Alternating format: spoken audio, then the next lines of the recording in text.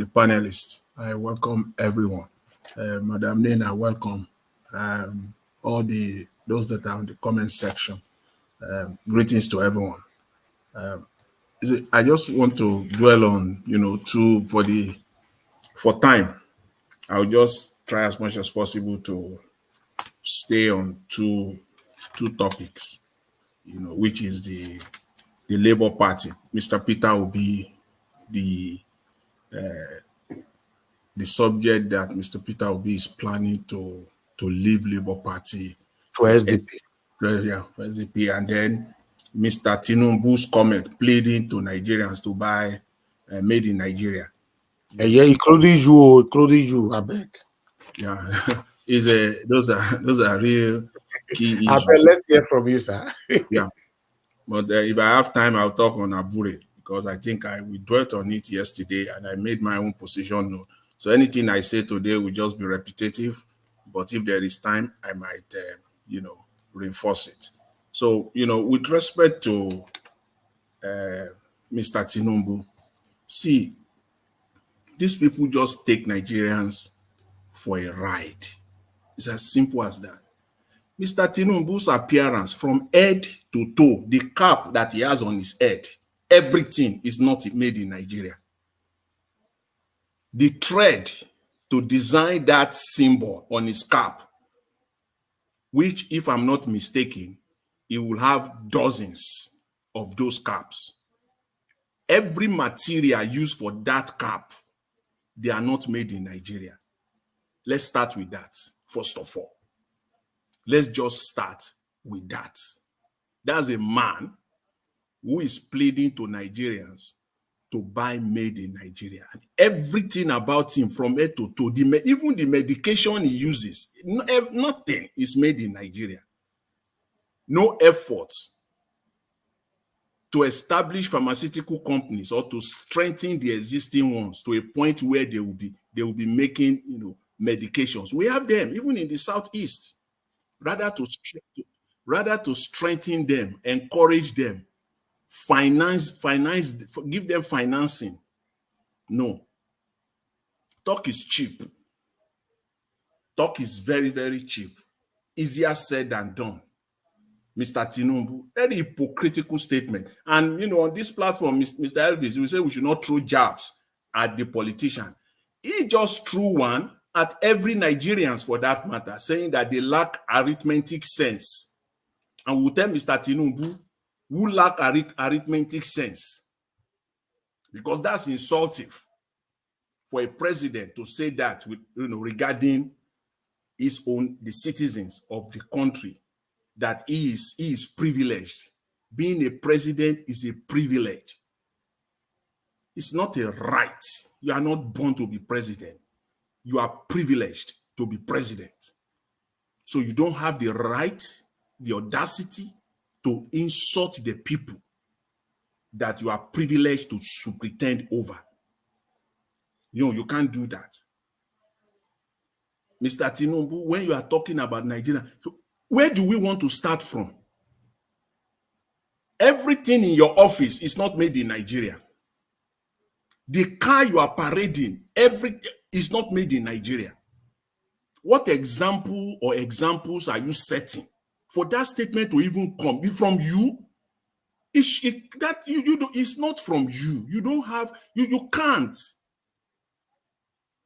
That is how, when some people say see finish, they just want to talk just for the sake of talking, just because they are politicians and that they hold offices, political offices with powers. Then they will just want to talk and thinking that people they are talking to, Nigerians, are stupid and fools. You are talking about, pleading to Nigeria to buy. Why can't you lead by examples? Why can't you even come out as a president and display and say the cap that I'm using, this material, my clothes that I'm wearing, is made in this part of Nigeria, and this is the company that made it. That's how you can turn that company to a global company, by showcasing that person, that individual, that this is the man, that this is the company that manufacturing my clothes. You can see they are based somewhere in Enugu. They are based somewhere in Jigawa State. They are based somewhere in Osun State. This is the company. That's what a president does to promote productivity. That's what a president does. You will start flying Arik here. You will not be going on presidential jet. That's what a president does. You will mandate all public official vehicles, civil servant vehicles, to be made in Nigerian vehicles. If you have done all of that, then you have a standing to come out and say, but what it is hypocritical. You don't own that right. You can't say that. Everything from head to toe, your appearance every day, that thread to design that thing, I know it comes from China. Those threads are manufactured from China. I know. Nothing you are putting on, the clothes you are putting on, the thread they use, the buttons that they use, we know all these things. None of them. And you are pleading to Nigerians to buy made in Nigeria. Apart from the rice and their eba, perhaps that you eat. If I can't even say whether those gari are even the imported gari, the one that they are cooked, they are serving you in Aso Rock or in your house. One can't even ascertain whether those ones are even imported. And you are coming out to say, please don't insult Nigerians. I'm talking about arithmetic, about the budget part in Mr. Tinubu again. I dare you just to mandate your ministers, all your ministers, even not all of them, 3 or 4 of them. Let them come out today. We are now at the edge of the first quarter of 2024. Implication, 25% of that budget should have been expanded by now. Let your ministers come out and tell us how far they have gone in the implementation of the budget and the money allocated to them. Then we will know whether the arithmetic is right. We will know who knows arithmetic or not. If you want to defend your statement, let your tourism, don't let us even go deep. Let's go to those ferry area. Tourism only. Your tourism minister.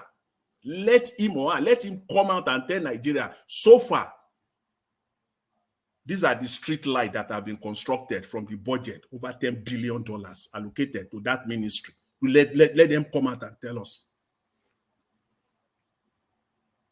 Let the agriculture minister come out and tell Nigerians how much money and how far farmers have benefited from the budget allocated to them, to the agriculture ministry.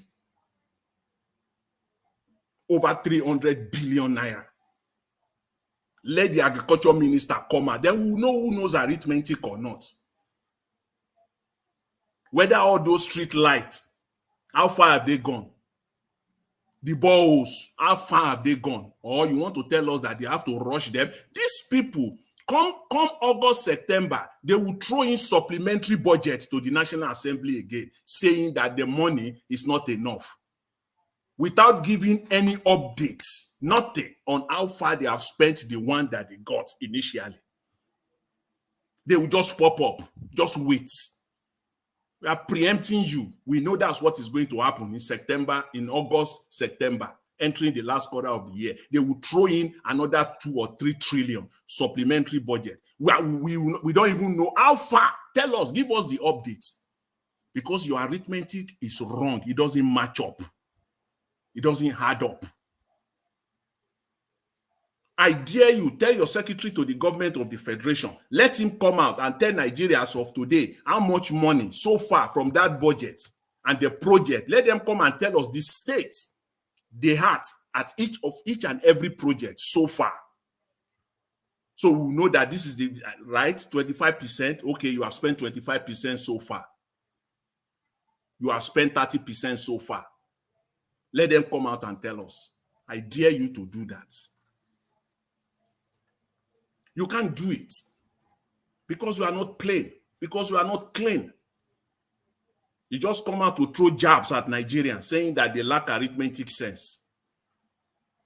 If you who call yourself an accountant, a doubtful one though, because no one can really ascertain whether you are actually an accountant or not. Evidences are there. We can't really ascertain, so that we can know whether you know arithmetic. So that's the state where we are in Nigeria. They just take Nigerians for granted. They just think that Nigerians are just, they're just fools. They can come out and just say anything. He says it's going to give 7.75 billion. Yeah, that's 75 billion to manufacturers. 75 billion. He just said that yesterday. Let us see those manufacturers that will access this 75 billion. If at the end of the day, it's not going to be done in-house. Paddy settlement, 75 billion. How many manufacturers? What are their names? What is it they are manufacturing? How many people will they employ? If we inject 75 billion into their companies, how many Nigerians will they employ? Each and every one of them. What are they manufacturing? Are they manufacturing to export? Even if it is for local consumption. How much? For how much? Who are those manufacturers? Let us know them. Everything is shrouded in secrecy. They are never plain. That's how they are running the country. That's what we're seeing now, even in Ikoma, in Delta State. Everything is shrouded in secrecy. And the army is coming out today to tell us, I will say it the way it is. It's rubbish. You want us to take that, everything that is coming out from the Nigerian army, just to hear your own one-sided story? We can't hear from the people that are directly affected. And even if the people cannot talk, what about the media that can go there and assess things so that the story can be balanced, and you leave it for Nigerians to make their informed decisions or opinion, to form their opinion? You can't do that because everything is shrouded in secrecy. That's how you are running. That's how you are running the country. Yes, it is true. If you run a country, if you make injustice a law, at the end of the day, it is inevitable. You make the violence, you make it inevitable at the end of the day. So with respect to Mr. Peter Obi, let me just, quickly end on that. It's just unfortunate that this is where Labour Party is right now. Mr. Peter Obi planning to leave Labour Party, is so unfortunate. However, for me, leaving Labour Party for SDP, leaving Labour Party is one thing. That's one thing. Considering all this, chaos, infighting that is going on amongst these political jobbers. I call them political jobbers, all these people. Because you hear them. How do you know that they are political jobbers? You will hear them. Even their chairman, Aburis, in that press conference said it. You will hear them, quote, I have put in a lot into this party. Or, quote, we have put in a lot into this party.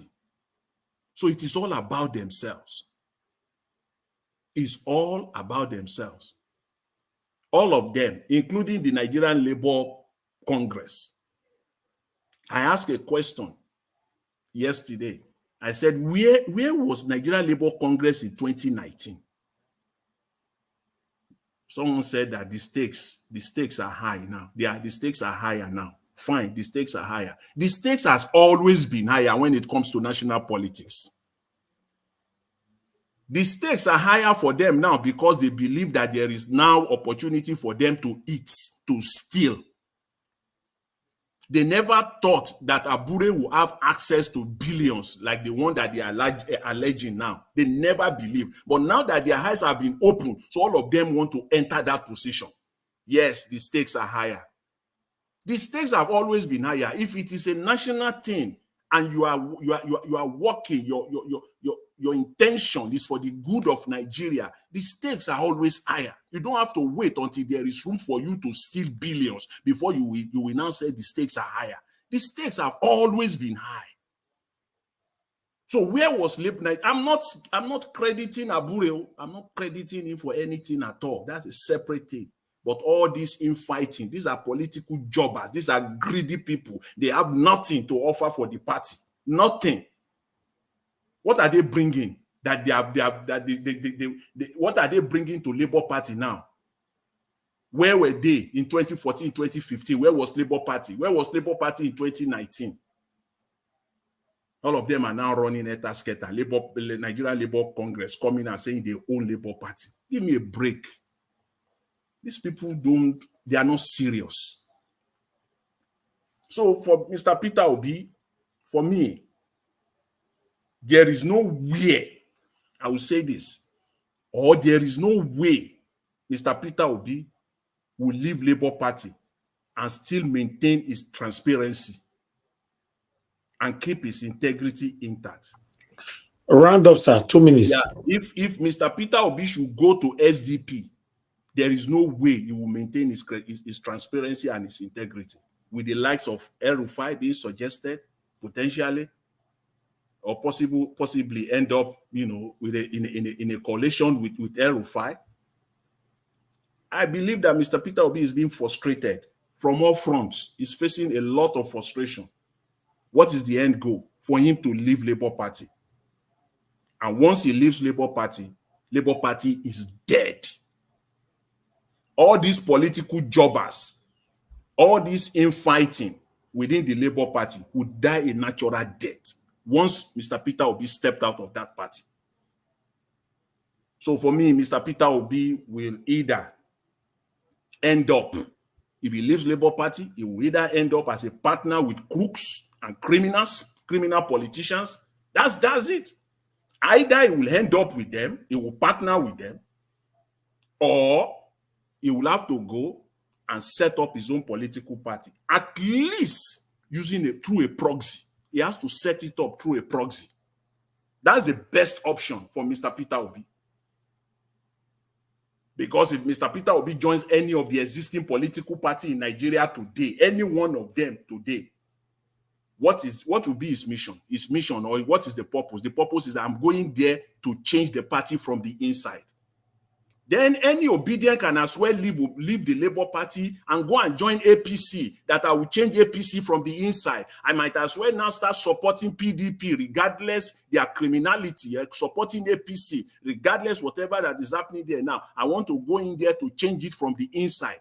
And that will be ludicrous. It will be naive for you to think that you will go in there and you want to change it from the inside. So the best option is if you leave Labour, you stay in Labour Party, or you leave Labour Party, set up your own political party through a proxy.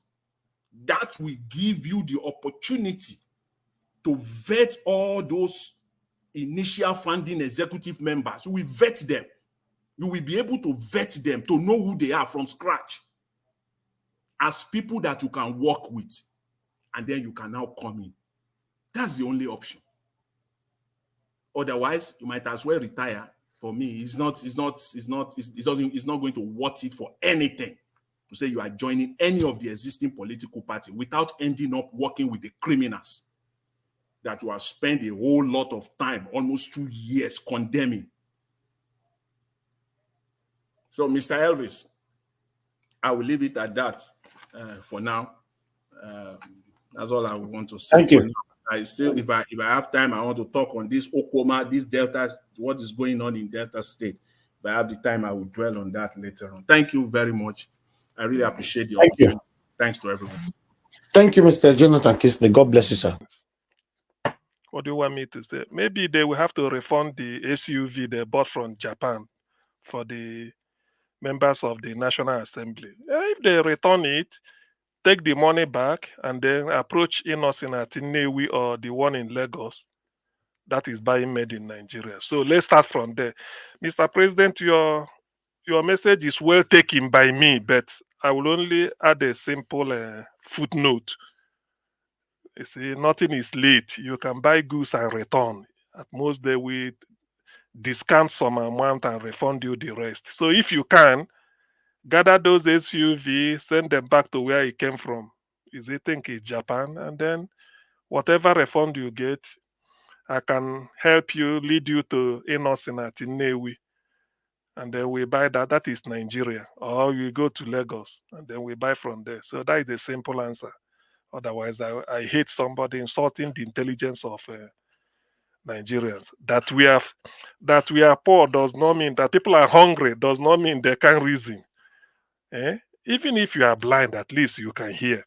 So what really is he talking about? So I mean that itself is as simple as that. Then Peter will be planning to dump Labour Party amid crisis to unite with El-Rufai in SDP to challenge Tinubu. They say sometimes the messenger is more important than the message. So the credibility of the messenger is far more important than the message. And that is what Peter B will tell you that if you want to be excellency, the procedure, the process that makes you that brings you to the level is more important than bearing the name excellency. Now, who is Daniel Boala? Excuse me, please. Anyway, Peter B is not a small boy. Even if for whatever, that's what they call native wisdom, which he used to handle Anambra State, despite all the reactionary forces in Anambra State. Uh-huh.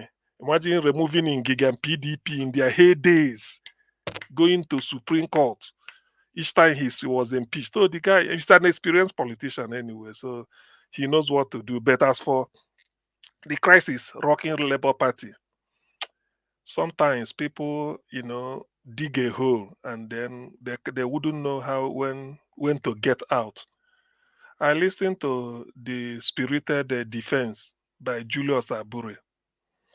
Well, the thing is, sometimes, you see, do not wait before you are pushed. If, as we advised here, at the earlier stage, we just said, okay, Labour Party, the rave of the moment, the flavor of the moment, with P2B making the waves and everybody flying on the wing of P2B to get elected. I thought what he should have done was say, ladies and gentlemen, let me step aside, pending all the full investigation. I'm available to provide any information. The day you address press conference and say it, look, your reputation will go sky high because one is unprecedented. It's like P2B telling Nigerians, go and verify. If you see anything on me, I stop campaigning. You know what that means. So that is what I expected Abure to do, or most of us. But as it is now, the guy done after they done drag am to the mud like a common, all those. You you need to see when they were looking for tax, when people were collecting tax in the 80s at Onisha. If all those Agbero handle you, just handle your neck like this, drag you for floor. So that's what them drag Julius. All this one, come on. You see, the credibility is no more there. That is just the thing. And if I were, if I'm to advise Julius, let him just throw in the towel. Let him forget about anything. Who is Ndewisi? Are you cooking something? If you can mute, please. Oh, Ndewi, sorry. Ndewisi. Okay. So So okay. So that is for as for what I will say from that angle of Labour Party's this thing. You know. So that is it. Julius Abure, I don't think he can convince anybody again as to his integrity or credibility. No. You should have. That you step aside. Even then, people will say, yes, you did the right thing. And then let the distance start. In between, they will call you, you present your own case. That is to say that you are not guilty. But if you allowed everything to pass and then staggered, and then maybe the typical Nigerian system, then you come up now to start put us spirited defense. You get as it be now. In our culture, we don't tell a king, say you are guilty. You go tell and say, make you look at that case again. Just have a look. Or we can also say there's a way you go. There's a to extent you go the fear to talk to a king because you are afraid You go take basket, cover your face, then they talk to them. You know what that one means. So Abure, for the interest of what is left of Labour Party, just get down. You did not cover yourself in gold at all. You drew a lot of mud to yourself by your inaction, probably inaction, both action and inaction, omission and commission. So there are a lot of things. I don't know. You just have to. I'm not trying to be a jury, but on the balance of morality, you should have. Now, having said that, please, there's something I want to quickly clarify. Here, I know somebody phoned before. I'm not trying to join issue with anybody, but some of you must have, in terms of not criticizing a dirty politician if he's from Igbo stock, that maybe somebody like me, I mean, not that I was called out, but I will say that at least if it's because of me, people should not generalize. If it's only because of me. Some of you do not know the activities of Hope Uzodinma, governor of Imo State. Some of you do not know. In the 80s, with Maurice Ibekwe, I've said it here. That is criticisms. I mentioned the address in Lagos where they were learning their trade, 419 trade. That is, I'm not saying it for the first time. That is criticism. Ekwere Mado, the highest ranking Igbo politician during Buhari's time, because he's deputy senate president. I still have his list of ill-gotten properties all over the world. Some of you must have forgotten, but I have to remember. 15 mansions in Abuja, 10 in Enugu, making 25. Mr. CM, you don't need to bother yourself. We spoke for you before. Don't worry. No. Well, just for people to realize. Please now, who? Okay, yeah, thank you. So, very dark man has been arrested. Wow, whose noise is? Whose noise is this? Okay, now, Niger Watch, we go sanction you. Niger Watch, we have to. Niger, we go put you backstage. Niger Watch, we will put you backstage. We will put you backstage. Or put you. No. Sorry, not we. You put yourself backstage for 10 minutes, for 15 minutes, for 19 terere. Okay, no. Let me do it for 10 seconds. For till 19 terere, as you talk, they backstage. So you see what I'm saying? Ekwerema, the 15 mansions in Abuja, is an Igbo politician. That is criminality. 10 in Enugu, making 25. 1 in Lagos. 2 in the UK, making 28. 3 in the US, making 31, then 9 in Dubai, all together 40. These are the ones he forfeited to EFCC. Not that these are the ones he couldn't explain. So maybe there are other ones, at least his father's compound at an Inri local government of Enugu State. So we say all this. Is it all Jikalo you want me to tell? Who is standing 7 billion naira trial since 2007 that he left Abia State? He led them for 8 years, then that he's being charged for 7 billion till today.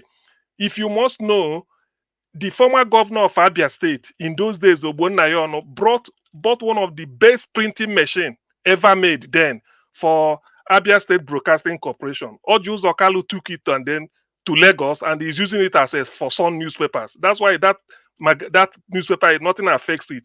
So these are that. This is Okorocha that I said here, who claimed that Imo State is still owing him 8 billion. Okorocha registered a university, Eastern Pan University, and told the Imo State people that is owned by Imo State. When you now go to, where is it called? National Universities Commission, it was registered as belonging to Okorocha and his family. So now they have to seize it, and it's now named Kingsley Ozuombambadiwe University, somewhere in Imo State, around the data. So these are thieves. Okorocha, who doesn't know that Okorocha converted what Sambakwe left as the state, an area near Wangele River in Owerri, where he used for housing estate for Imo State workers. Okorocha converted it. All these Rochas Foundation colleges was having everywhere. All those things he did. I mean, these are the two outstanding ones. Or if what is it called? Obiano, the former governor who handed over to Soludo, is standing trial 4 billion with EFCC now. So we don't. All these things are in the open. All these things are in the open. Not that we don't. We do, I do. At least let me speak for myself. I do. But if it's because of me, please, people should not generalize. Somebody can say many do not. Somebody can say most. But when you, at least that most may be 99, 98% or 95. That because of that 5%, don't use it to generalize. So that is the issue as regarding that. Now, some of these things happening. Let me also reiterate this issue of IPOB. I don't know whether because I speak in riddles. I said that there's a structure. You see, if anybody did not fall within the structure Nnamdi Kanu left behind, that person is not part of it. That's why Nnamdi Kanu said, who is the person that will be causing? That's why I don't know why people want to, in Nigeria, bad news trends. For me, I'm not moved when people do all those type of things. If not Nnamdi Kanu, the deputy, if not the deputy, Directorate of State. Directorate of State is in Germany. If you want to know anything happening, that is the people you contact. Whatever they say is what people listen to. The video clip, Manager Watch played here sometime. Simon Eber giving an authority 2 weeks, you shouldn't come. How many people obeyed it? I remember then. How many complied with that? There are things because some of these, not that anybody can give order, but it depends on how. Okay, look at with what Nnamdi Kanu said the other day. Who is in doubt? Who is in control? Or where the direction? I mean, there are infiltrators in every movement or something things. Just like what is happening in the Labour Party. I know there are infiltrators going in there to go and cause confusion, or maybe some people were bought over to say another thing. That is it. And if we remember this IPOB issue, there was a time Governor Soludo paraded in Anambra State. People caught in the bush. All they had was SUVs, cars, more than 10, 15, packed. So people were coming with their registration to claim it. Say, oh, it was my own. Then Soludo now said, if you are agitating for liberation, what concerns you with snatching cars? Obviously, people will say is these but they are not. These are hardened criminals, and it was paraded. That was what made Soludo to go to Nnamdi Kanu at Abuja. He sought audience with him. Nnamdi Kanu said, no, that whoever is doing that, all those things. And I don't know why people should try and look for the mainstream issue. That is what I'm saying. A criminal, anybody can give order. It depends on who obeys it. Thank God Nnamdi Kanu spoke. So people now know that this man is not even violent. He just wants peace. He said, if I'm at all this nonsense will stop. Because it's not the people are cashing in. And then the people he left behind, DOS, in Germany, has said the issue of sit at home. They don't torture, they don't do it. They didn't give order for that. Because Nnamdi Kanu's trial has finished. It used to be every 3 months when they want to try him, people sit at home. So how can they be saying every month and people are, so some of these things, I don't know. But you can't stop the river from flowing the way you have to flow. You can't stop the flow of the river. Anything can happen, but it depends on the river you want to go and fetch water from. So please, I'm not trying to belittle anybody, but certain things, when we want to do it, please let us try and we ask questions and be discerning. I used to give example by saying there are many banks in Nigeria, and you want to do bank draft business. You go out to UBA and they tell you the way they do it, only for you to come out and tell people, say, even in Zenith Bank, in the same. How do you know it's the same? Have you gone to Zenith Bank? Because Zenith Bank, if you need bank draft from Zenith Bank, you go to Zenith. So IPOB, if you want to talk of Nnamdi Kanu, you ask. Now that is not who is taking charge. Directorate of State, headed by Chika Edozien, is in Germany. Somebody might say, where is that? Then you search for it and you see it. In my powerful issue statement, once in a while, the spokesperson, if it's all this idea of maybe boycott, he will say, no, we are not interested in election. If you want to vote, vote. If you don't want to vote, it's up to you. So what does that tell you? The people will just fabricate, hey, they say they won't do this. Please, let us just be measured in our approach. Now, let me now say this, just to Tony Africa, I know you are listening. There are some things you may say. I may say you misspoke. But if in this case, don't ever be saying Zeke's father is from the north. The great Zeke of Africa, the father is from the north. Who? A man that wrote his autobiography, My Odyssey, is there. Go and buy it and read. If a man says this is about me, you quote the man. Zeke was born 1904. Definitely it's not your age. So you may not know who gave birth to him.